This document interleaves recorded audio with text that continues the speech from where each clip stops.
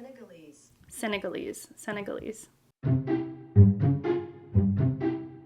Hey everyone, hi, welcome back to my channel. Today I am doing a follow-up video. It's in a series, though you don't have to have watched the other videos in the series in order to watch this one. The series is all about the best books of the 21st century. It started with the New York Times. Their literary luminaries came up with a list, and I was like, by golly, BookTube can do a better job. So I had submitted a call out there to all of y'all to submit books that you thought were the best of the 21st century, and a video of our picks went up a few weeks ago, and I had all this additional data, books that were submitted that didn't quite get enough votes to make that initial list. And a bunch of you were like, hey, I want to see the lesser known titles. So this video is going to be all of the translated books that were submitted that y'all thought were the best of the 21st century. So what I'm going to do before we jump into the meat of this video is I'm going to create a Google form. If you all are like, hey, there are some books missing from your list, Shelly, I will asterisk some of the books that were on the original list that were translated that got enough votes to be on the original list. I will leave those also embedded in this larger list. But if you're like, hey, there's actually quite a few translated books that were missed, and these translated books are amazing. They were written in the 21st century, and they are phenomenal. Then fill out the Google form, and maybe I will do an additional video about the best translated books of the 21st century. So please make sure that they are translated and they are in the 21st century, and please use the Google Docs rather than the comments. If you don't feel like commenting, this is not a call for a bunch of translated books. This is only if you feel compelled. If you were like, hey, something was missed and I want to contribute, or hey, I actually think that there are these books that other people might really enjoy as well that were just phenomenal, that were translated works. But yeah, I will leave that open in case y'all want to contribute, because I know people are passionate out there when it comes to translated books. We're also in Women in Translation. Is that right now? I believe it's right now. Yeah, so why am I doubting myself? It is Women in Translation Month, and so there are a bunch of female authors on here, and so in a lot of ways this is just apropos of the time, and in a lot of ways we're celebrating women in translation, but translated literature altogether. So let's actually get into the meat of this video. I forgot to say, if you're an unsubscribed person and you would like to subscribe, then please subscribe. Okay, let's actually get into this. An author that I want to read so badly, but I'm scared that she's gonna break my heart because the subject matter is so difficult. Oh, I forgot to say, this is going to be in alphabetical order according to the last name of the author.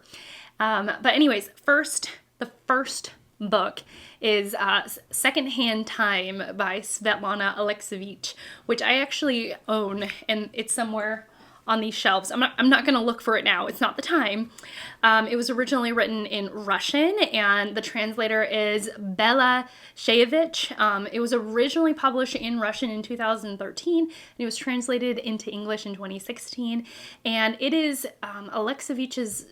She does this thing where she gets a collection, she doesn't translate, she gets a collection of oral histories and puts them together, and through that a narrative is formed. It's a very unusual way of writing, and it explores life in the post-Soviet Union era through these personal narratives. It's supposed to be heart-wrenching and yet beautiful. What a wonderful challenge. That's what I'm gonna say for my tongue, because some of these are going to be difficult pronunciations and my tongue is not always cooperative.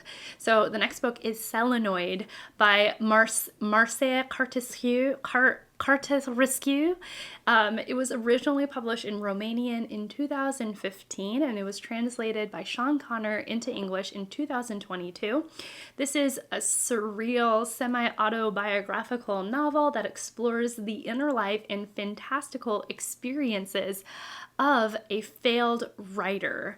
So, you know, I don't know. I heard it's good, y'all. I've heard it's good. I have heard of this book, but I am skeptical about the words surreal and semi-autobiographical novel. Those books usually don't go very well for me. The next book and the following book are by the same author. The first book is What Can I Do When Everything's on Fire by António Lobo Antunes. This was originally written in Portuguese and published in 2001, and then the translated by Gregory Rabassa into English, which was published in 2008. This is going to be a stream of conscious narrative, which I have a middling relationship with in terms of stream of consciousness writing. It's going to be delving into the turbulent life of a Lisbon drag queen and the complexities of identity and memory. And then we have Commission of Tears by, again, António Lobo Antunes. It was originally written in Portuguese and published in 2000, but translated into English in 2011. Again by Gregory Rabassa, and this is a profound and fragmented reflection on the traumas of Portugal's colonial wars and their lingering impacts on personal and collective memory. My husband is Portuguese. He's half Portuguese, I think. I think he's half. I can't remember, maybe a quarter. I cannot. But we've been to Portugal. We went there as kind of like a honeymoon, a delayed honeymoon moment. So I have spent time both in Lisbon itself, that's where we stayed, and in Portugal at large. So I would be curious about more of the Portuguese history and what, I don't know, like Portuguese identity and the things that come about for the Portuguese like consciousness. That would be really fascinating. But I haven't read about anything from this author, even though it's like he sounds absolutely fascinating. So I don't know. Now I'm excited about Portuguese literature. Okay, next up we have 2 books by Annie Ernaux. Ernaux won the Nobel Prize a few years ago, and so I'm not surprised to see her on this list. So she has both The Years and Happening. They're both translated by Alison L.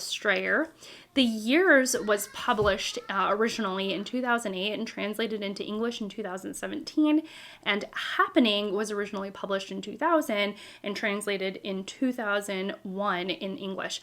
These are going to be both the year, they're kind of doing the same thing, at least in my own mind. She writes very slim works. And so the first one, The Years, is a semi-autobiographical novel that chronicles the social and personal history of France from the 1940s to the early 2000s.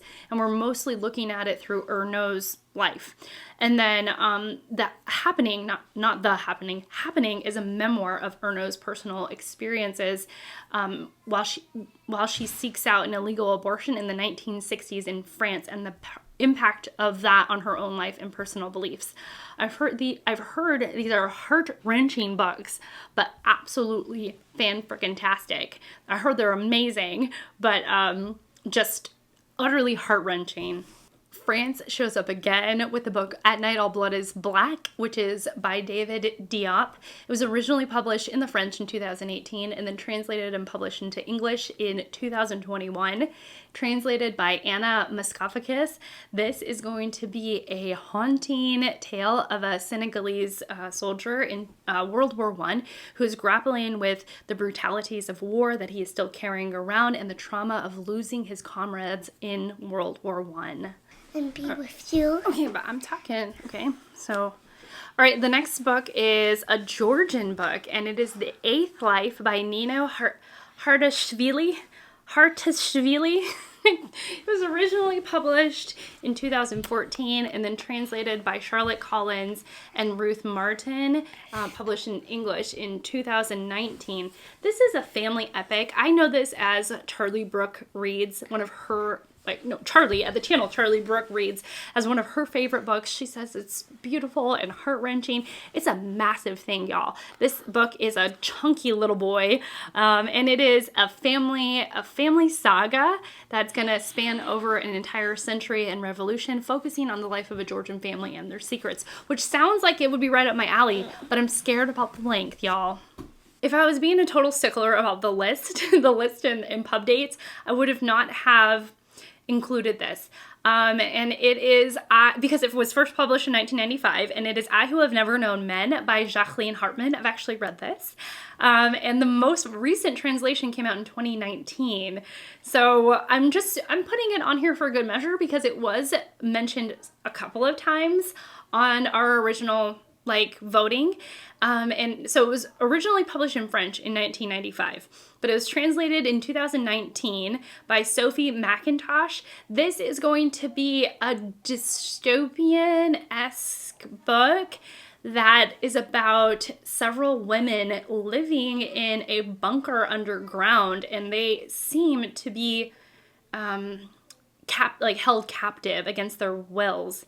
But it's less about the premise necessarily and more about how these women are grappling with their lives underground with limited freedoms. It's a really fascinating book. Okay, next up, The Vegetarian by Hong Kong, first published in Korean in 2007, and then translated into English in 2015, or published in English in 2015 by Deborah Smith.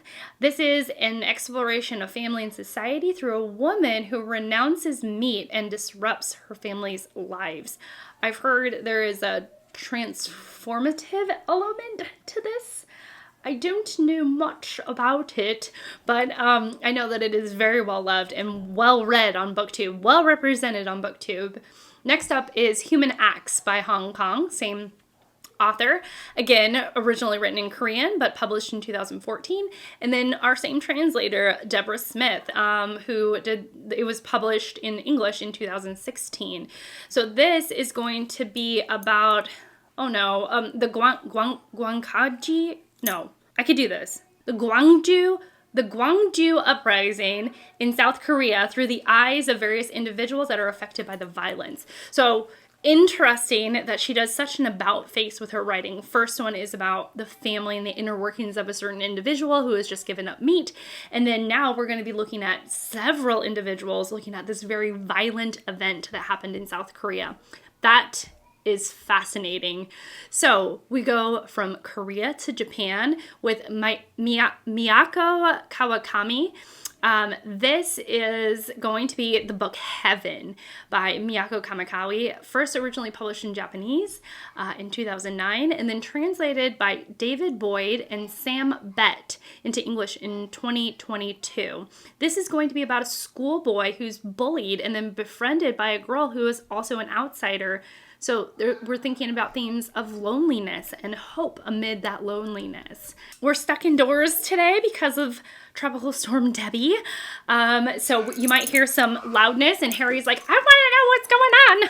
Another Miyako Kamikawa book, Breasts and Eggs. This is going to be translated from the Japanese into English by Louise Keel Kawai. And the publication year for the original language was 2008, and then it was published in English in 2020. This novel explores the life of a woman in contemporary Japan, dealing with societal expectations and personal desires and the pressure of modern life. So we're going to, as the title would actually indicate, be focusing on femininity and body image, and I think even reproduction and family. And then again, we're going to round out the Kawakami section because she has a third book on this list, and it is All the Lovers in the Night.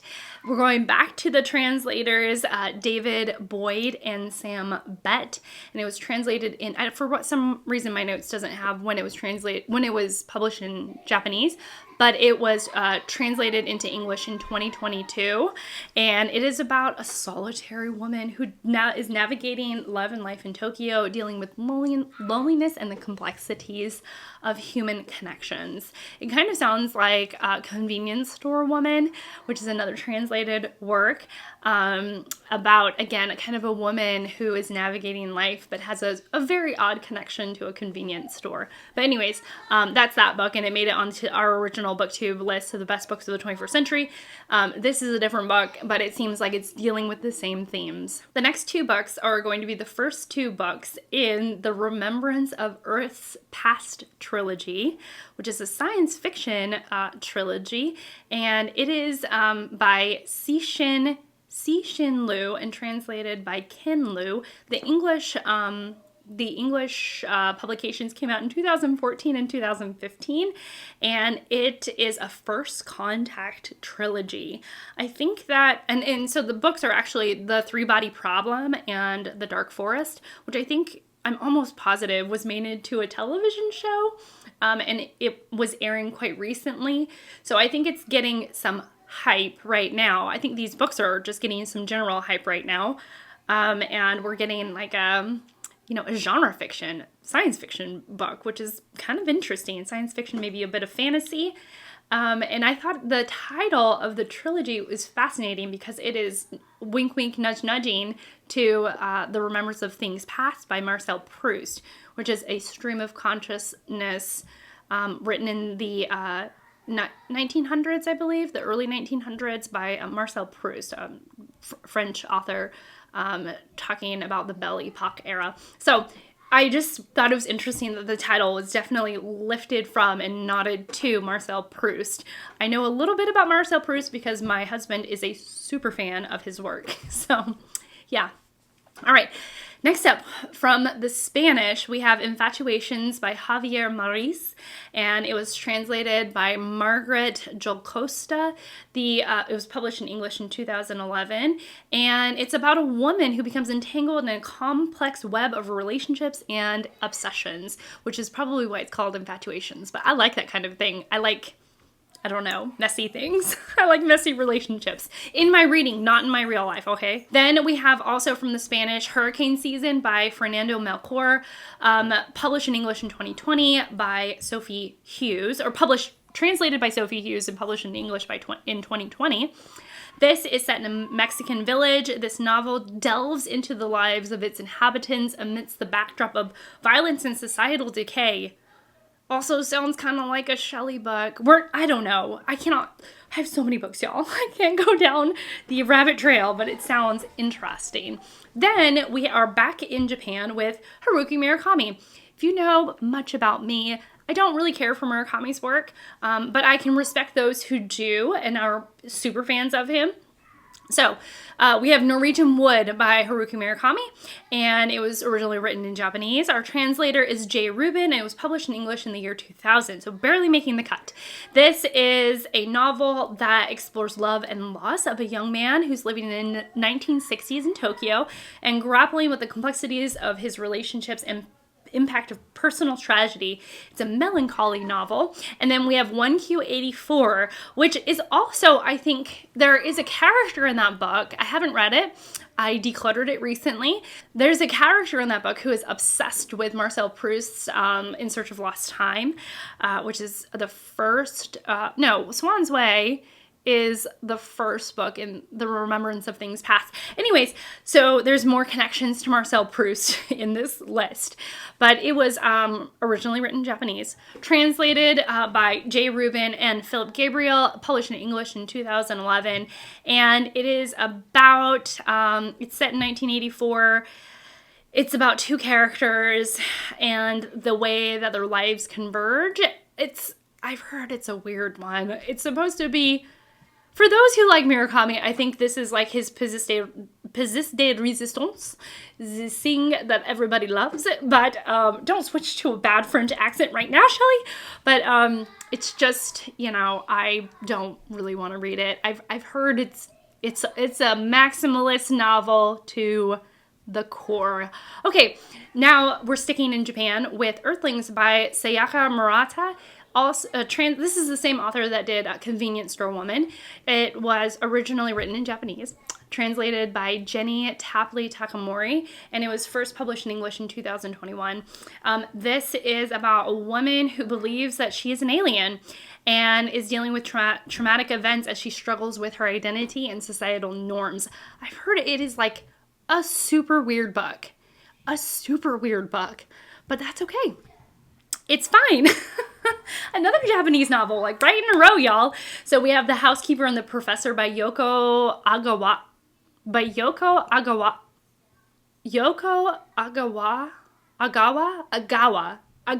That's right. Yoko Aawa. Okay, first, again, Japanese language. The original language is Japanese. The translator is Stephen Snyder, and it was published in English in 2009. This is about a brilliant mathematician who has like, I'm on the struggle bus today. Okay, this is about a brilliant mathematician whose short-term memory is the only thing that is serving him at this point right now, and he only remembers things for about up to 80 minutes. His housekeeper, they have these interactions, and I think it's around this premise in which you have one person that's especially struggling to remember another person, and the way that they form a human connection and understanding about life, even under those sort of odd and tough circumstances. The next book is a book I have not heard of, and it is Life Form by Amelie Northrop, and it was originally written in French and translated by Alison L. Strayer, and it was published in English in 2010. So the novel is about, this novel is the story of a woman who discovers that she is living in a dystopian future where humans are becoming increasingly disconnected from their true selves, leading her to question the nature of reality and her own existence. That sounds not like a dystopian, but an actual reality in which we are living, with technology and phones constantly distracting us and sort of unplugging us from our bodies. And it's like unplugging our minds and our bodies, like it's creating this disconnect. All right, another book I have read, which is Elena NOS by Claudia Pinheiro. It was originally written in Spanish, translated by Frances Riddle and published in English in 2001. I could appreciate the premise of the book, which is about an older woman trying to figure out what happened after her daughter dies, and she is somebody who is struggling with Parkinson's disease. So to watch this elderly protagonist fighting against her body just to do simple tasks like moving or getting on a bus was really fascinating, but I didn't really love the big reveal, and it kind of ruined the book for me. But obviously I'm in the minority. I know a lot of people really love this book. We also have The Employees by Olga Ravn. It was the original language it was written in was Danish, and it was published by Martin Aiken. And it was published not by Martin Aiken. It was translated into English by Martin Aiken, and it was published in 2021. This is a collection of stories set in a futuristic office environment where employees struggle with the meaning of their existence amidst the encroaching automaton of their jobs, or automation of their jobs. Not automaton of their jobs, automation of their jobs. This, again, sounds eerily relevant. Y'all are really good at picking books that sound just like right there, super relevant. Then a book that I personally really love, and it is M, Son of the Century by Antonio Scarlatti. It was originally written in Italian, and it is translated by Anne Apollino Epfel. This is about the early years of how Benito Mussolini came to power and the fascist movement in Italy. It is a fascinating, eerie, and wonderful novel that is beautifully rendered. Fan-freaking-tastic. I love this book so much. We only have, I think, 3 books to go. So the first one, the 2 are by Olga Turkaciev, and it is Drive Your Plow Over the Bones of the Dead. This was written in Polish and translated into English by Antonia Lloyd-Jones, and it was published in English in 2019.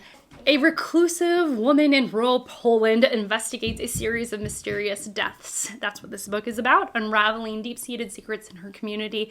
This popped up a lot. This was on the Reader's Edition of the 21st Century, according to the New York Times' Reader's Edition of Best Books in the 21st Century. So I'm not surprised that it came up on our list. I think it is very well received. I know that Olga Turkutchev is a well-respected author and writer in our BookTube community, and so again, I'm not surprised to see her on the list.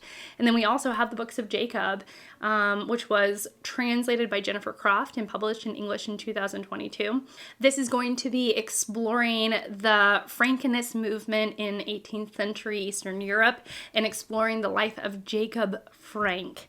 I heard it's a very academic novel. This last book came up on our list a couple of times in the data that I amalgamated about our favorite books of the 21st century, and it gripped me. I was just so intrigued because I had never heard of this author and I've never heard of this book. And in my research, I found that even Steve wrote about it in passing and said that it's maybe too early to be a Penguin classic, but definitely should be a Penguin classic. And it's called The Wizard of the Crow by Ngui Thwingo. I will put his name on the list. And it was originally written in Kikuyu, I think it's called, which is, I think, Kenyan. It's the Kenyan language. Give me a second. So it was originally written in Kenyan, but it's translated by the author into English. So, he works as his own translator. It is supposed to be a humorously satirical novel about the African country and its struggle against a tyrannical leader. It's blending both political allegory and magical realism, which doesn't necessarily seem like it's my thing, but this sounds like such an unusual book that just, I don't know, it just was one of those books that I was like, I've never heard of it. And yet it seems absolutely fascinating. It was, first published in English in 2006 and supposed to be utterly phenomenal. So if you've all read this, The Wizard of the Crow, I would love to know. If you were one of the people that submitted this, I would love to know your take on it and why you think it's brilliant. But now I'm going to keep my eyes peeled for this book because it sounds incredible. So that's it from me. Remember, if there are books that you think that should be added to this list and you want me to make another follow-up of books, underrated books, let me know, especially translated. I'll leave the Google Forms for translated books alone rather than it be a free-for-all for all kinds of books. Ones that I haven't mentioned before, and again, I'll leave an asterisk against to the books that I didn't mention in this video, but were in the original video of wonderful books that were translated that people loved in the 21st century. So there's that. I think my next video is going to be nonfiction books that popped up on this list because there was a lot of really interesting nonfiction choices.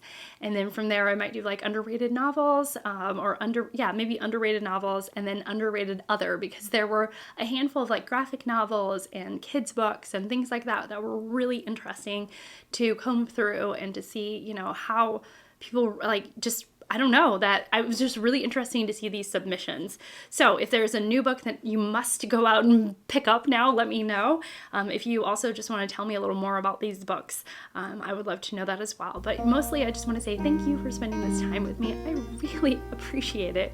And I will see you all hopefully in my next one. Bye.